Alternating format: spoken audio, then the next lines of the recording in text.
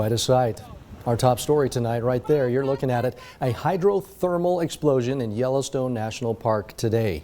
Black, debris-filled thermal steam shot high into the sky, sending rocks and mud and hot water onto a crowded boardwalk below, damaging the boardwalk. Several visitors were there to see the explosion, but no reports of any injuries. Park rangers say it happened around 10 this morning. We'll zoom in on this map and show you it happened near Black Diamond Pool and Sapphire Pool. That's the area near a Biscuit Basin, north of Old Faithful. Tonight, Biscuit Basin is closed, including the parking lot and the boardwalks. The Grand Loop Road, however, remains open. Local News 8's Seth Ratliff was in West Yellowstone earlier today. He spoke with witnesses, including the woman who captured the video of the explosion. A hydrothermal explosion shattered through Yellowstone National Park Tuesday morning. Dramatic video captured by Vlada March shows the moment of the blast, which she describes as a once-in-a-lifetime experience. Vlada and her husband Steven spoke out just hours after the terrifying event. We kind of went into fight or flight mode. We grabbed our kids, started running, just instinctively trying to get as far as we can from the explosion. And then, moments later, we started to realize the gravity. Holy moly, there's boulders, rocks falling all over us. The blast occurred in the Biscuit Basin area of the national park, just north of Old Faithful. The March family and Vlada's mother arrived at the basin just before the explosion.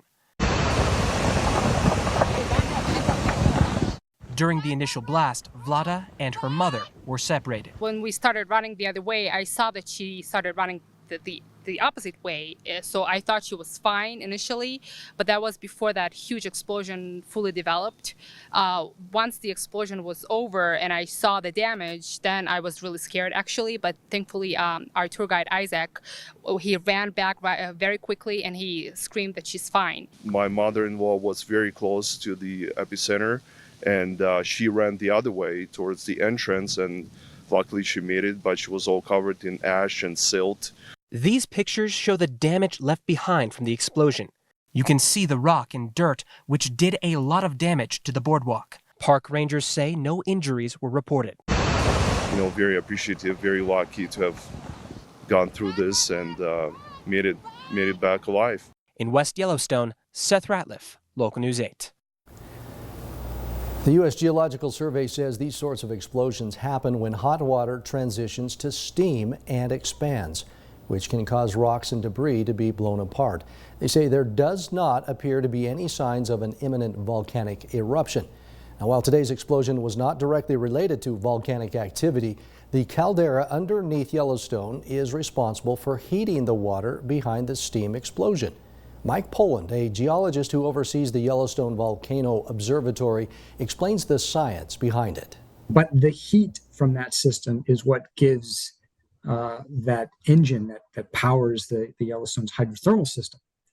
All of that hot water that feeds the geysers and hot springs. And that's what we were seeing a manifestation of today, is water flashing to steam right beneath the surface in the Biscuit Basin area. He says that steam that builds up under the geysers and the hot springs needs to go somewhere. Poland compares what happens next to the plumbing system in an old house.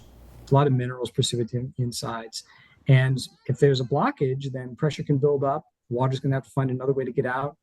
Pressure can build, water flashes to steam, and explosion. That's what happened today. Poland says if the explosion was a result of magma rising, we would know. There would be a large amount of earthquakes as magma would rise to the surface and not just steam explosions. Yellowstone National Park geologists are investigating today's event.